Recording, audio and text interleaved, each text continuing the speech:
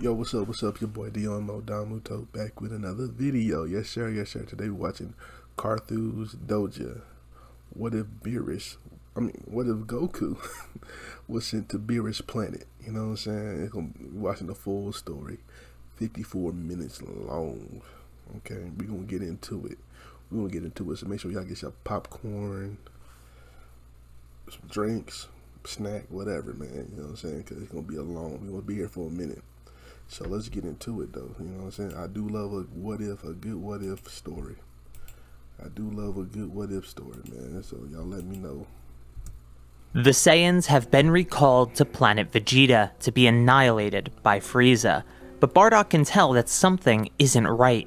After learning that Frieza is trying to gather information about the Super Saiyan, he realizes that Frieza is going to destroy the planet and the Saiyan race along with it. There's no time to waste. His mate Guinea is a kind Saiyan, and her kindness has rubbed off onto him.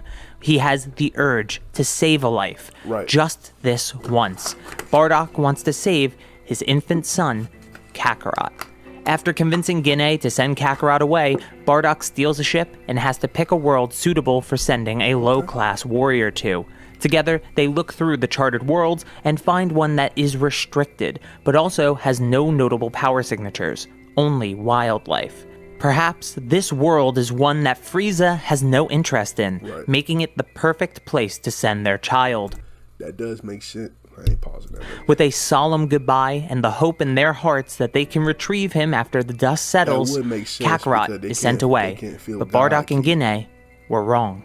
While Frieza, King Cold, and even King Vegeta were aware of the God of Destruction Beerus and his world, the low-ranking Saiyans weren't told of it.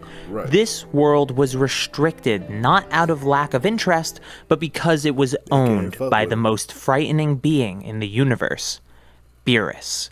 As Kakarot's pod flies through space towards Beerus' world, the God of Destruction has received most interesting news from the Oracle Fish, a being who can foresee vague fortunes that will come true. The Oracle Fish told Beerus that his greatest rival, the Super Saiyan God, would appear in 39 years. Beerus is intrigued, but isn't sure a Saiyan will be a worthy adversary. Not to mention the fact that Beerus had already given Frieza permission to destroy planet Vegeta and the Saiyan race. You earn your stay with your prophecies, Oracle Fish. But do not play me for a fool, or I will destroy. Before Beerus could finish his sentence, an object fell from the sky, crashing directly next to him. When the smoke clears, he recognizes the object immediately. It's a Saiyan space pod. Usually, these types of ships were reserved for missions of conquest. Has Frieza become so brazen that he thinks he can use the Saiyans to overtake the planet of the God of Destruction? Was the planned destruction of planet Vegeta a diversion? Regardless, Beerus raises his arm and begins to form a Hakai. He'd like to see the fear and the surprise in the eyes of his enemy before he destroys them in an instant. However, Beerus is the one with surprise in his eyes when the pod opens to reveal a Saiyan child was the sole passenger within. Is this some sort of joke? This insulted him even further, and he was ready to destroy the child, but that's when the Oracle Fish says she doesn't recommend destroying that Saiyan child. Beerus is about to ask why, but then it begins to all add up in his head. This is a Saiyan child who landed on a god's planet. If the Super Saiyan God was to appear in 39 years, they would be a child now. So, Beerus bends down to be at eye level with the child. You're going to give me the fight of my life, huh? I look forward to it. The God of Destruction stands up and walks to Whis. He tells the angel to train the child, since there's no way he could be any fun if he just gained strength on his own. As you wish, my lord. Beerus lets out a powerful yawn and retreats to his bedroom, where he sets an alarm for 39 years, when he will reawaken and face the supposed Super Saiyan God. Before getting any deeper into that though, only 20% of the people who watch these videos are subscribed, so make sure you hit that sub button so you never miss an upload. You can always unsub in the future if you change your mind. Whis goes to pick up the Saiyan child to try and soothe him, but Kakarot lashes out against him. My, the first thing we'll have to do is settle that temper of yours. Then some basic education with some training on the side. I wonder if 39 years will truly be enough. Well, best to get started now then. Whis puts Kakarot in an energy bubble to move him around in a way that he can't be rowdy. As the years pass, Kakarot grows. Whis used his staff to peer into Kakarot's past and discovered his name, and thus Kakarot sticks as the name for the Saiyan child. Yeah. After one night of Kakarot turning into an Ozaru, Whis promptly and permanently removes the Saiyan child's tail before he could cause any reckless destruction. Whis then goes on to teach young Kakarot how to speak, fight, and even begins to train him in the ways of God Ki, something he'd definitely need if he wants to stand a chance against Beerus. It would be a repetitious 22 years before a break in the monotony occurs in age 761, with the arrival of Raditz. By this time, Kakarot is fully grown and even wears a variation of Saiyan armor that Whis created for him. The day of Raditz's arrival was not unforeseen. The wayward brother of Kakarot is someone that Whis has been keeping track of for some time, along with the other two surviving Saiyans that are with him, Nappa and Vegeta. When Raditz lands on Beerus' planet, Kakarot had already been taught that he is the last surviving Saiyan, so Raditz appearing before him was a shock to say the least, but that was nothing compared to what Raditz would soon reveal, the fact that he is Kakarot's brother. Not only were there Saiyans alive, but one of them was his own brother, his family. Kakarot immediately turns to Whis, expecting an answer for the lies he's been told his whole life. Now, Kakarot, I'd take this news rather lightly if I were you. Why don't you ask your brother here what he and the other Saiyans are currently doing? So, he does just that.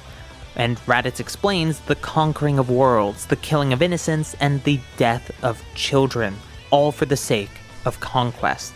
Whis asks Kakarot if he thinks this brother of his is someone to be admired, or would be seen as someone worthy of Beerus' destruction. Kakarot looks back to Raditz with disdain. Senseless destruction isn't the way to keep the universe balanced. Those who hunt innocence and tip the universe's balance are the ones who deserve to be destroyed. So without further conflict or hesitation, Kakarot powers up without activating God Ki, breaking Raditz's scouter, then eliminating him in a single, swift attack. The destruction of Raditz's scouter sent a signal to Vegeta and Nappa. While Nappa was concerned for Raditz's well-being, Vegeta was more interested in the power that destroyed Raditz's scouter.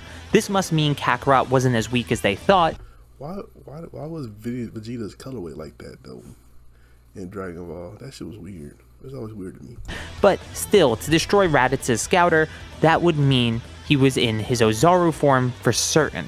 Clearly, Kakarot would make an invaluable ally to have, especially if Vegeta ever hoped to overthrow Frieza. So, Vegeta tells Nappa they're heading to Kakarot's location immediately. There, they will recruit him to their case, whether he likes it or not. Nappa agrees, and the two unknowingly head to the world of the god of destruction, Beerus. The two elite Saiyan warriors arrive a year later, age 762. As Kakarot is in the middle of his training with Whis. While he's not quite ready to use the suits that Whis had Vegeta and Goku train in Dragon Ball Super, he is wearing a weighted variant of the Saiyan armor Whis made for him previously. As the two approach, Whis looks to Kakarot and tells him to handle them like he did Raditz. Kakarot asks Whis to remove the weighted clothing, but Whis tells him that this battle will also be training. Kakarot then realizes that these two are also Saiyans. He asks Whis if he was aware of them as well. Naturally, I'm aware of the living Saiyans, but my purpose is to train you for Lord Beerus, not reunite you with your species, unfortunately. Kakarot scoffs, but tells Whis he'll decide this himself. Kakarot steps towards them, and Nappa goes to meet him halfway. But Vegeta tells him not to get careless, as it's possible he won't want to join their cause. So, Nappa approaches cautiously, but more optimistic than Vegeta. Once they are facing each other, Kakarot asks if Nappa and Vegeta are like Raditz. He asks if they conquer worlds and destroy civilizations. Nappa laughs and says he doesn't want to gloat, but they've each taken out their fair share of worlds. That's enough for Kakarot, who immediately launches Nappa back with a single punch and fires a blast at him to finish him off. He then turns his attention to Vegeta, who's already beginning to power up. Vegeta's power far exceeds Nappa and Raditz. The planet begins to tremble at his power being unleashed, and for a brief moment, Kakarot unknowingly lets out a smile. His Saiyan genes are excited for the first time he has the chance to have a real fight. The chance to test himself. The Oracle Fish makes her way over to Whis as Kakarot and Vegeta begin to battle. She asks what's going on, and Whis simply says that this is part of training. The Oracle Fish is confused since Kakarot should far surpass Vegeta, but Whis explains, "I didn't quite expect this myself, actually. Even with the weighted clothing, he should still be much stronger than the Prince of the Saiyans. Right. Yet, he chooses to hold back, even though I never told him to do so. It seems he's actually enjoying fighting." As per usual, Whis is correct. While Kakarot and Goku are not the same, at the end of the day, loving fighting is something baked into Kakarot's very soul. It's the very essence of the character, regardless of the planet he lands on or who he's raised by. The fight goes on for some time. They trade blows, and as they do, Kakarot continues to grow. His body and movements become sharper and more fluid in response to the restrictions placed upon him, eventually growing to the point that he had nothing left to gain from fighting Vegeta. Whis notices this and is ready to have Kakarot finish it, but then he realizes that Vegeta is also growing in power. As we said in Dragon Ball Super, Goku and Vegeta just sparring and training together is the quickest way for them to grow, and he realizes the same truth here. With this in mind, Whis decides to increase the weight of Kakarot's armor in order to keep the gap between the Saiyans as small as possible. By using Vegeta as a test for Kakarot, they can grow his power even more quickly for Lord Beerus. This fight's relevance isn't something to be understated. This is the longest fight to ever happen in Dragon Ball, lasting for a month straight as Whis simply replenishes their stamina and heals them whenever they're close to faltering. This has the unintended side effect of granting both of them Zenkais as well, which in turn has the gap between the two diminishing over time. Vegeta can't understand it himself, but he's enjoying this battle. However, he fears that should he be deemed useless by Whis, his life may be ended then and there. Of course, Vegeta is right. Whis is tired of the spectacle, and he thinks it's time Kakarot went back to training his godly powers rather than focusing on the fundamentals. So, he removes Kakarot's suit and tells him to use his god form to end this fight once and for all. Kakarot wasn't happy to stop fighting, but he knew he had no choice, so he pulls back and transforms into Super Saiyan God. The raw power of his transformation after gaining power from his battle with Vegeta makes the universe shake. Vegeta simply stands no chance at all. Kakarot knocks Vegeta into the ground, then stands above him, charging a ki blast as he does. Before he gets the chance to kill Vegeta, the Saiyan Prince says, "Avenge our people, Kakarot. Use this power to kill Frieza."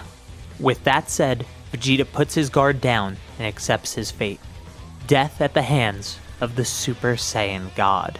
Vegeta had his suspicions about Frieza destroying planet Vegeta, but was never able to confirm them in life.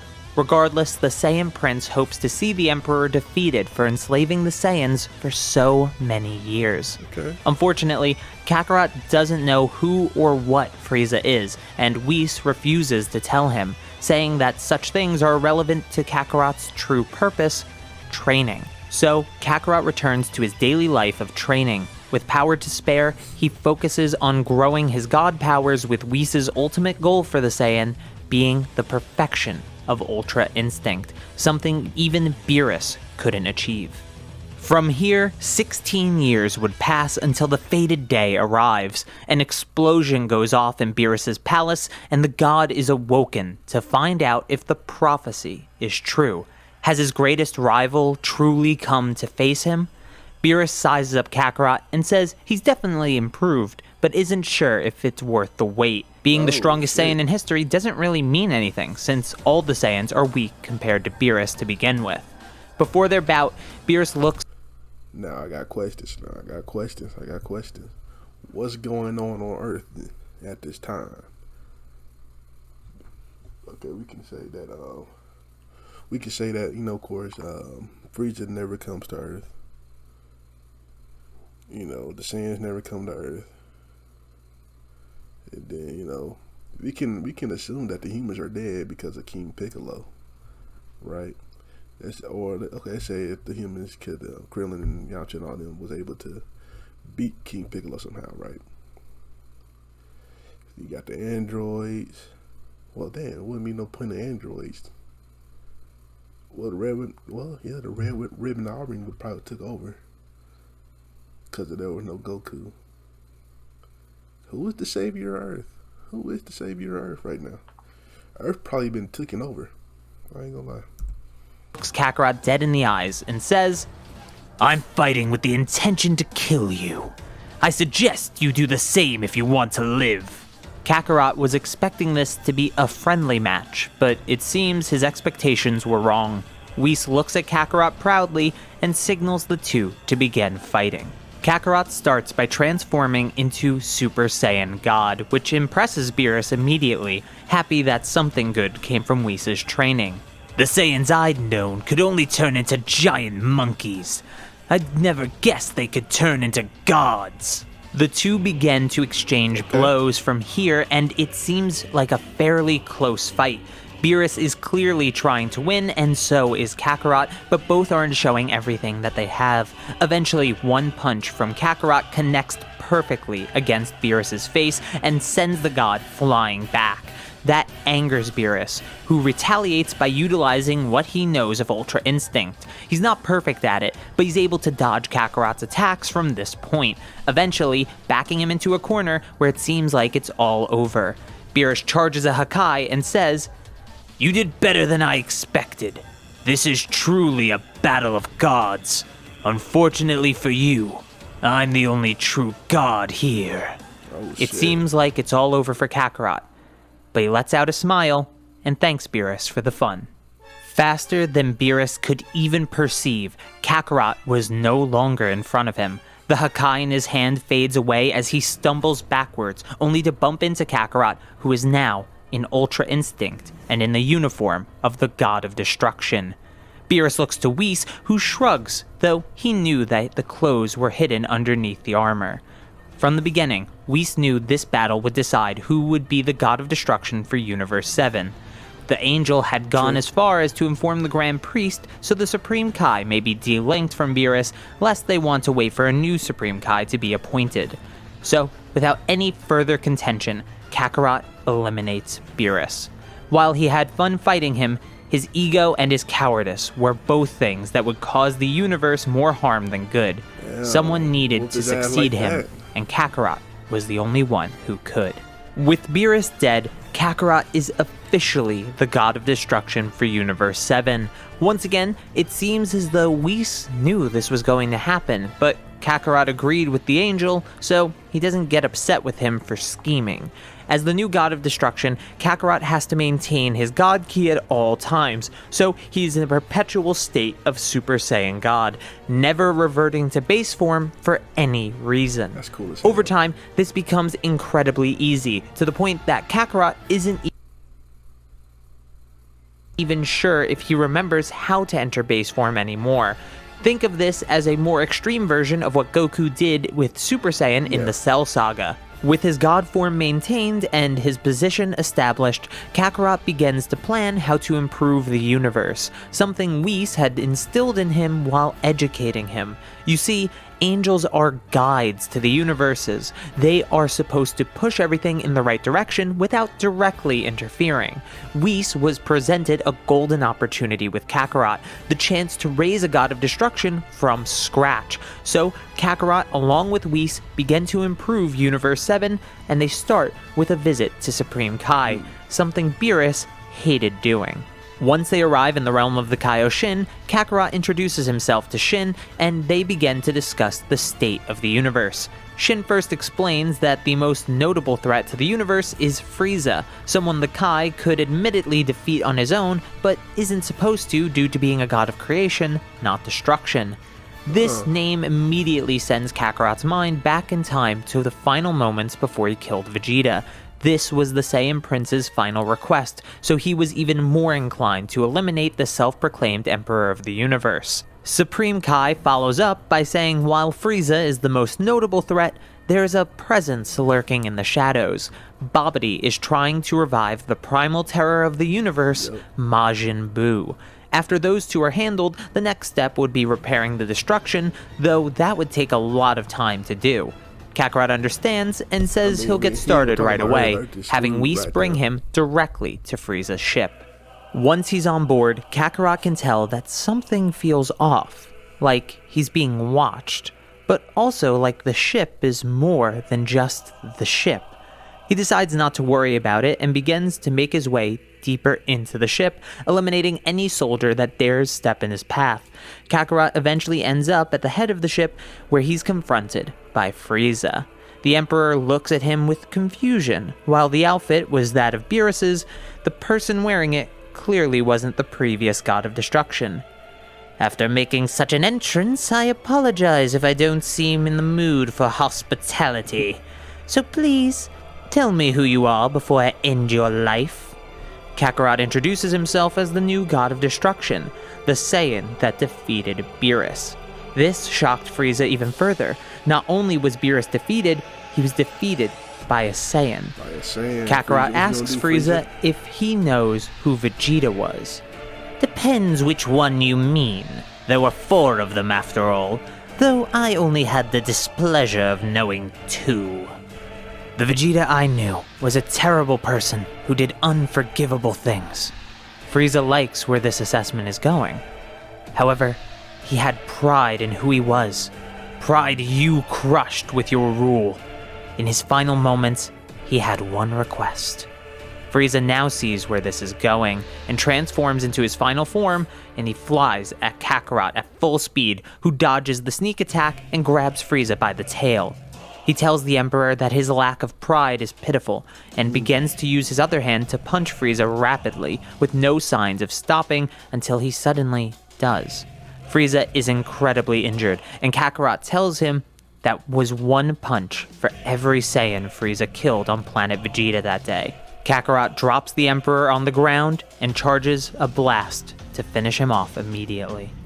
Kakarot makes his way over to Whis and tells him he has a plan to undo Frieza's destruction. After Kakarot and Whis leave, the remains of Frieza disappear from the ship, being teleported to Babidi, who had teleported a floor of his ship into Frieza's. That was the presence and uneasiness Kakarot felt. With Frieza defeated in Babidi's ship, his energy was collected, pushing the meter very close to full. Buu's resurrection was almost complete since Babidi was slowly stealing energy from entire worlds, including all of Earth. Side note, the story of Earth is something I discussed in the original version of This What If, but I'm planning to do a video dedicated to the topic of an Earth without Goku, so just keep an eye out for that instead. I'd rather not bloat an already long video. Kakarot and Whis head to a mysterious planet that Kakarot destroyed the surface of. This uninhabited world is actually a Super Dragon Ball, something Kakarot learned about when Whis taught him about the Namekians. These wish orbs should be scattered between Universe 6 and 7, so Kakarot begins to collect them. The only problem is that Champa is already collecting them as well. With both hunting the Super Dragon Balls, it was inevitable that they'd run into each other eventually. Once they meet, Kakarot introduces himself and asks Champa what he plans to use the Super Dragon Balls for. Champa says he isn't sure yet and asks what happened to his brother. Instead of answering, Kakarot looks to Whis, who tells his sister Vados that they need the Super Dragon Balls to improve their universe. If Champa got in the way of that, Zeno and the Grand Priest would be very displeased. Champa audibly gulps and says they can take the Dragon Balls, since he doesn't really need them anyway, and Kakarot agrees, and both part ways. Now, having all 7 of the Super Dragon Balls, Kakarot wishes for all the damage done to good people by Frieza and his minions to be undone. This results in many planets being revived, including one particular planet Kakarot is interested in visiting. After this wish, a few months pass, and Kakarot is contacted by the Supreme Kai. Babidi is making his move, and it seems that Buu is revived. Kakarot had wanted to avoid this, but Babidi's teleporting ship made him hard to keep track of. Luckily for Kakarot, he has some tricks of his own now. So, Whis and Kakarot make their way to Babidi and Buu's location. Once there, Kakarot easily defeats Dabura and gets ready to take down Majin Buu. However, instead of eliminating him quickly, Kakarot is taking his time with the monster. Whis is perplexed since Buu isn't really the type to spur Kakarot's enthusiasm for fighting, but he trusts Kakarot's judgment. Slowly, Kakarot is weakening Majin Buu, something Babidi thought was impossible. But Kakarot has a trick up his sleeve: forced spirit fission. When Kakarot revived the planets destroyed by Frieza's forces, this included Yardrat, and in the months since their revival, Kakarot had trained with Paibara to learn the art of spirit control. This allowed him to sense the Kais within Buu, and ultimately leads to Kakarot separating those Kais from him, leaving only Kid Buu, who can easily be eliminated by the God of Destruction. With the Grand and North Supreme Kais freed, Kakarot asks Whis why they have so many Kaioshins in Universe 7. "Truly, this is a mystery of Universe 7, my lord. Unfortunately, the answer is unimportant for now." Kakarot rolls his eyes at the response and tells them all to put their hands on his back. He says to give him a second since he's new at this, but he's eventually able to sense Supreme Kai and teleports to the realm of the Kaioshin. With the Kais reunited and the threats to the universe destroyed, all Kakarot has left to do is wait another year before the Super Dragon Balls can be used again and repair all the damage Babidi did as well. So, Kakarot trains on Yardrat to fully master spirit control until eventually the Super Dragon Balls are ready to be used again. He repairs all the damage Babidi did and the universe is at peace, their God of Destruction saving it not only from those known threats, but even showing Zeno and the Grand Priest that given time and patience, universes have the ability to work themselves out, so they don't need to destroy them just yet. However, even with Kakarot as the God of Destruction, peace cannot always last. While the head of the greatest empire in the history of Universe 7 was killed, the army itself remained.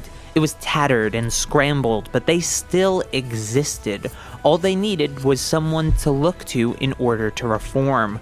Lucky for them, such a person was ready to take over, or should I say, reclaim the empire he once held. Enraged by the death of his son and further aggravated by the always vigilant eyes of the new God of Destruction, King Cold was looking to reform his empire and take his revenge on the new god. Working with Beerus was easy. A superficial and lazy god is easy to manipulate into letting you do things, but Kakarot was no such god. Their new god is a Saiyan that seemingly has no emotion and no attachments. To destroy this god would require raw power. You cannot manipulate someone who desires nothing. After reclaiming control of the Empire and pulling it back together, word reached Kakarot that Frieza had been replaced by his father. "My lord, it appears that Frieza's father has gathered his family's empire and brought them back under his heel. What shall we do about this obvious slight against you?" Kakarot replies, "Slights against me mean nothing, though we should pay the new emperor a visit to establish some ground rules. Frieza's path of senseless mortal destruction cannot be allowed to continue through his father." With that, Kakarot asks where the returning emperor is now, and Whis says he's on a ship only 10 minutes away from their planet. "Alright, let's pay Frieza's father a visit then." The two make their way to King Cold and his ship. Once they arrive, they remain outside the ship. Kakarot is cold but respectful. He asks to be let in the ship, and so King Cold's soldiers ask if they should let him in.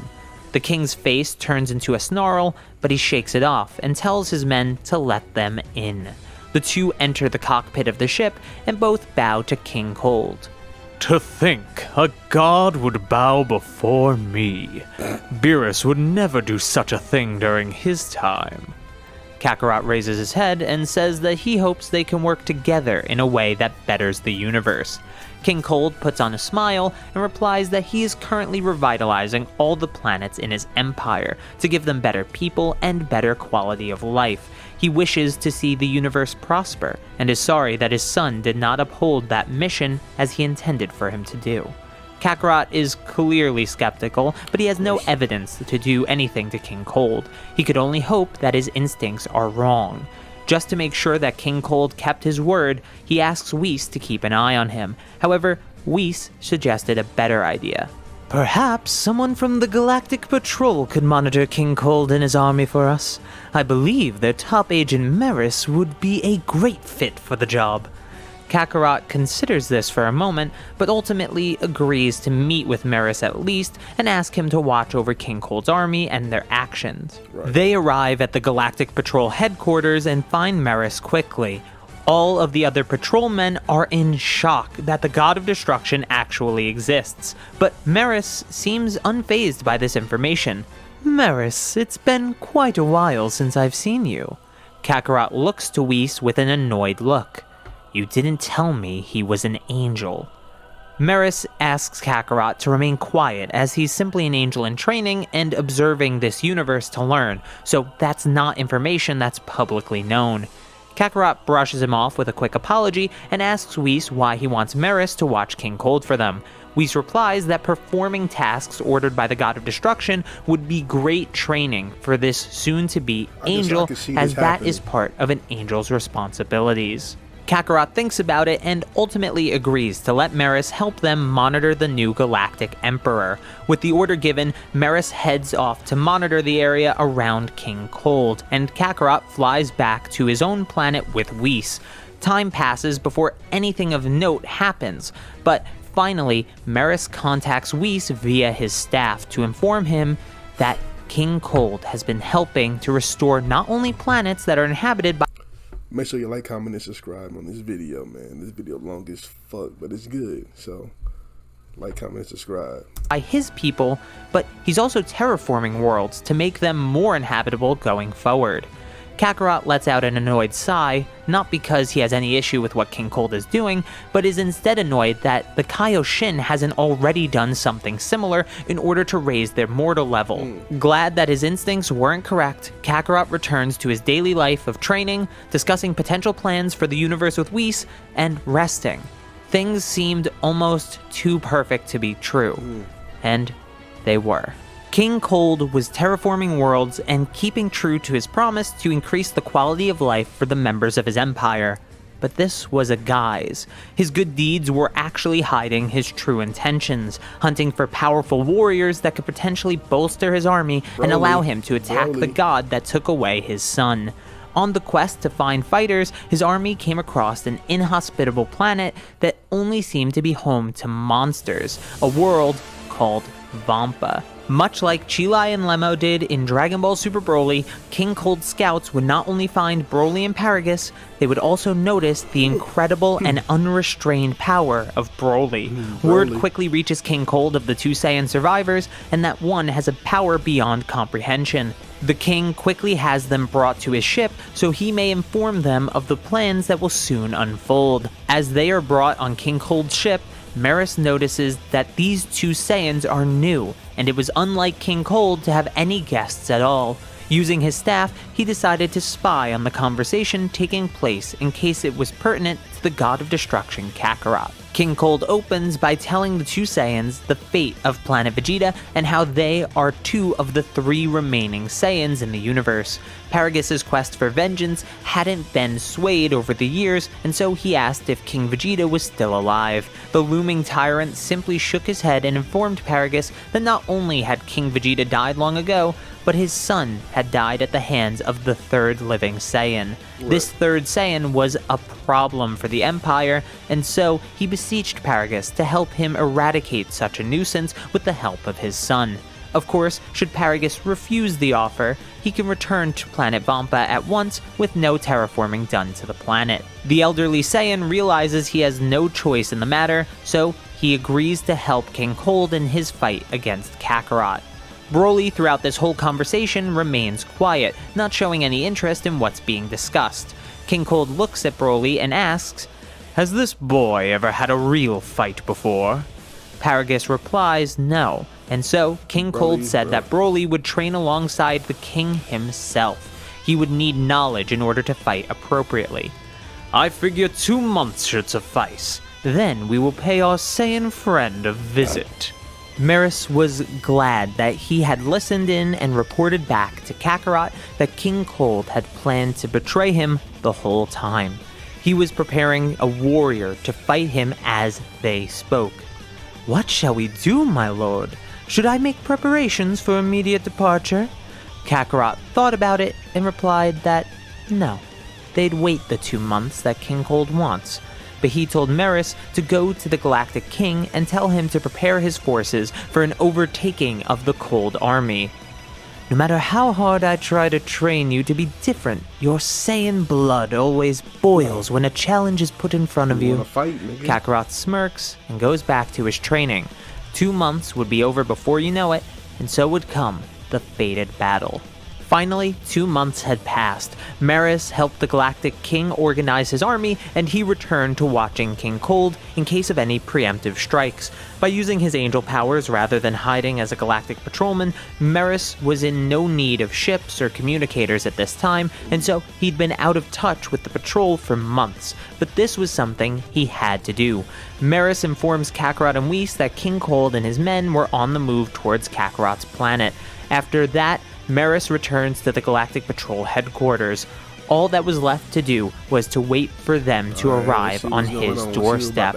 The ship landed and out walked King Cold. Shortly after followed Paragus and Broly. The tall emperor looked down at Kakarot and told him that his era has come to an end. A Saiyan that even surpasses the gods has been found, and he would take Kakarot down.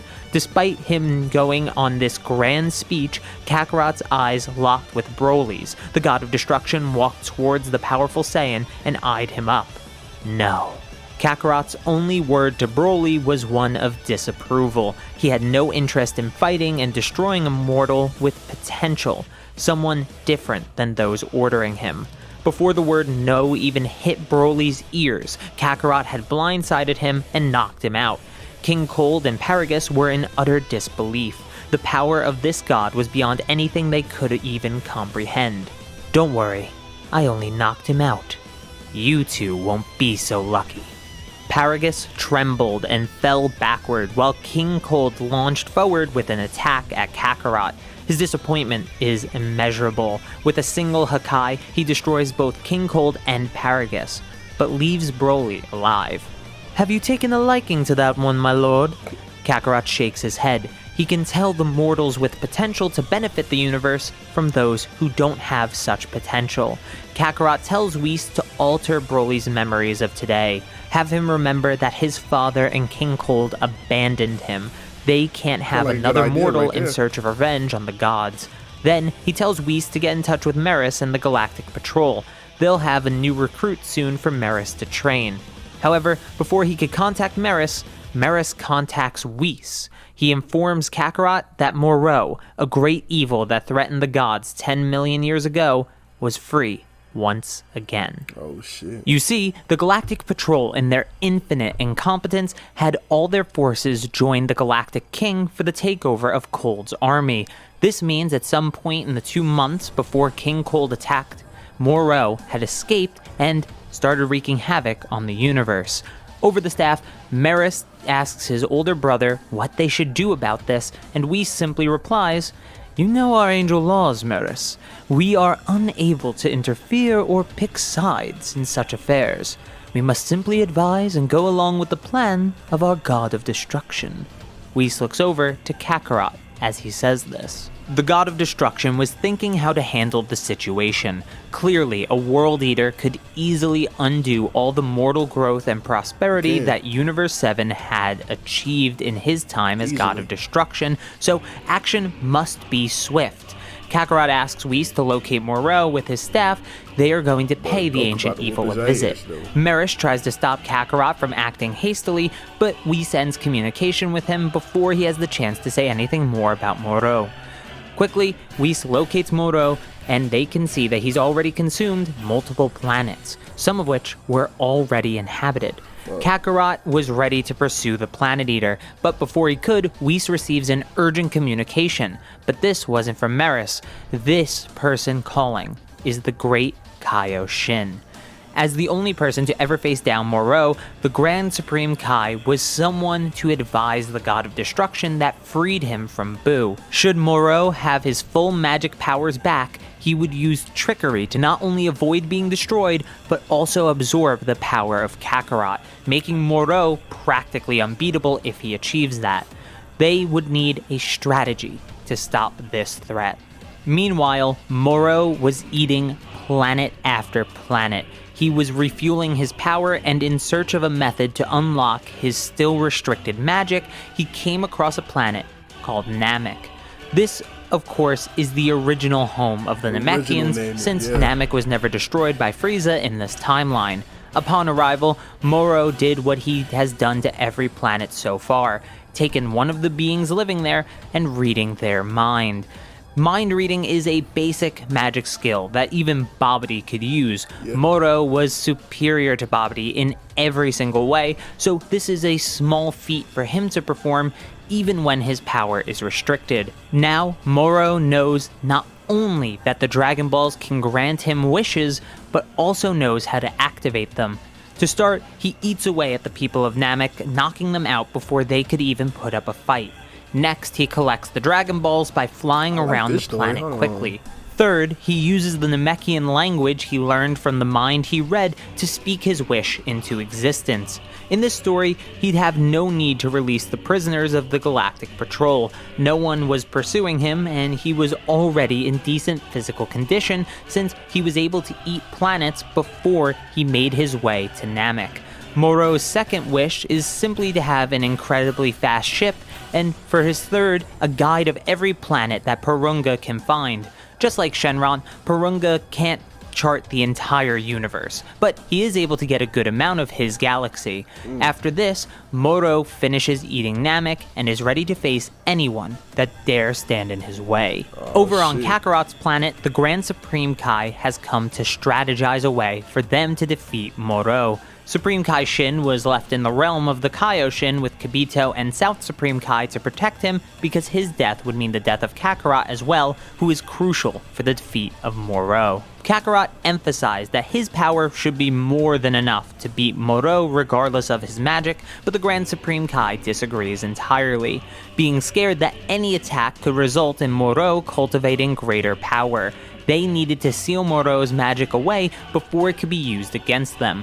Kakarot asked Whis what Moro was up to currently, and Whis tells the impatient Moro fuck around do some crazy ass shit, like fuse with a grab, you know what I'm saying, fuse with a nigga or some shit, you know what I'm saying, so you gotta be careful fighting that nigga. God that Moro has already destroyed 5 more planets since the last time he checked in on him. Kakarot has had enough with waiting, and says he'll be going after Moro. This universe was in shambles before me, because the gods were too afraid to act. I lack that fear. And so, if you want our universe to prosper, you'll come with me. The Grand Supreme Kai simply shook his head, and he said he'd stay just in case anything goes wrong with Kakarot's attack, but he hopes that the new God of Destruction can take care of it.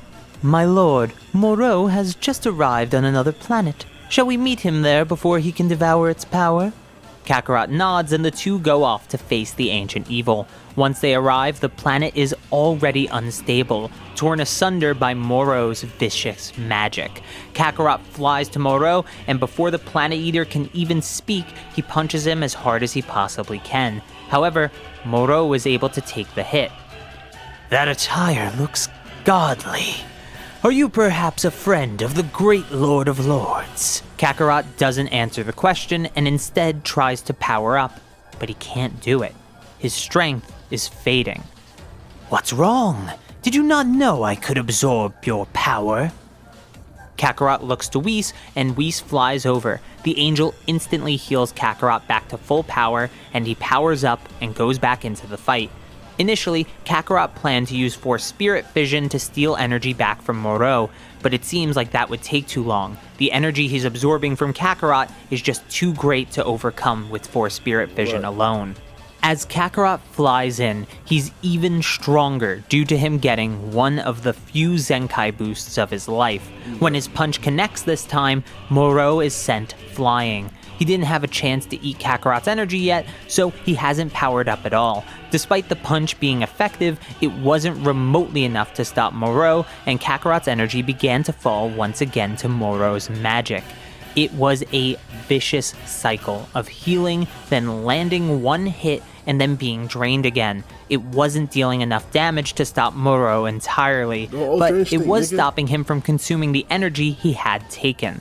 Finally, Kakarot has had enough. He tells Whis to ready the sword, and Whis understands immediately what the plan is. Whis heals Kakarot and at the same time equips him with a sword that looks remarkably similar to the Z-Sword.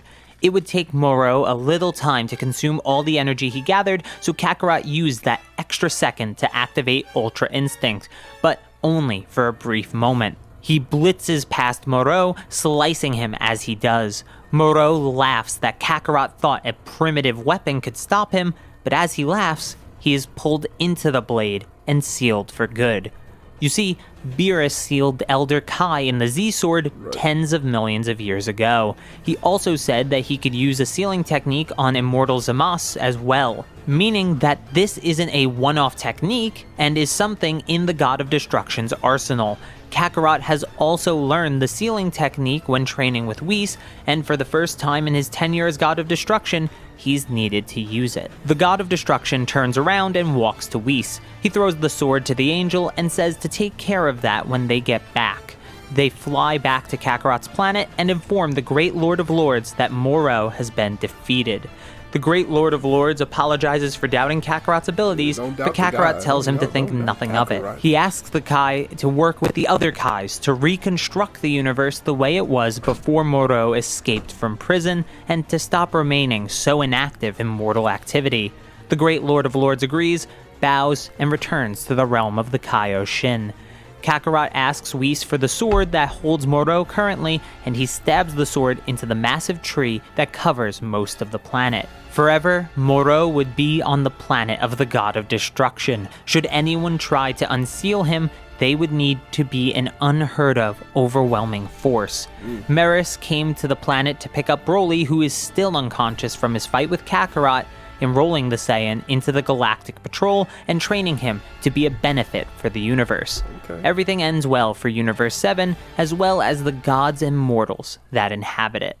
However, the gods from other universes were not unaware of the best god in the history of the multiverse. One God of Destruction in particular was very unsettled by the fact that Kakarot was the God of Destruction of Universe 7, and this was none other than the brother of Universe 7's former God of Destruction, Champa.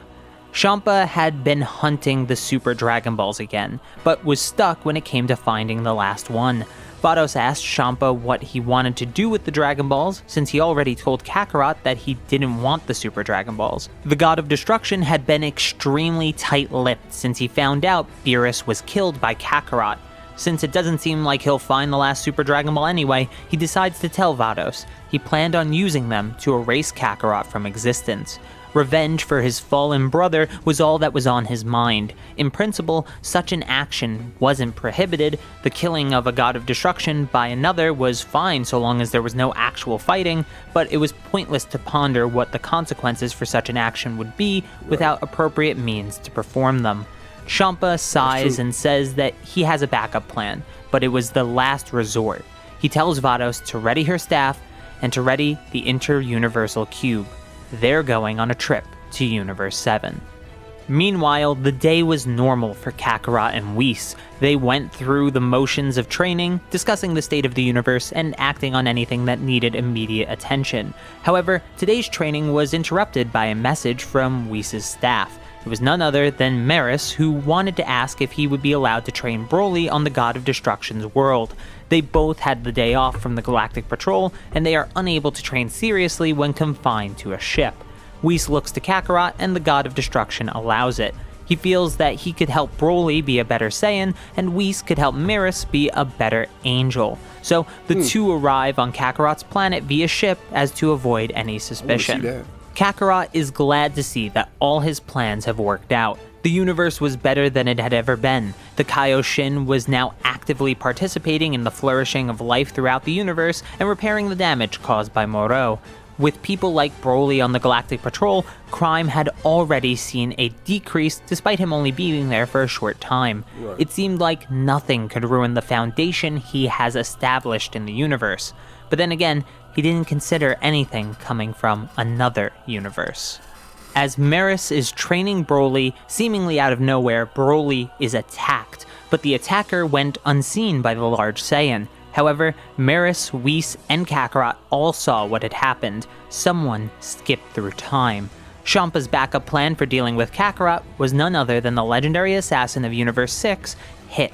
God of Destruction Kakarot asks Whis who that person is, and Whis tells him who Hit is, and as he's listening, he catches the assassin's fist in his hand, gripping it tight. Kakarot turns to look at Hit and asks him who sent him to this universe. Hit says nothing and tries to use time skip to escape, but it doesn't work. Kakarot is just far stronger than Hit, so he's surpassing that power exponentially. Fine, don't say anything. I'll make you. If you can defeat the big guy you hit earlier, you can leave.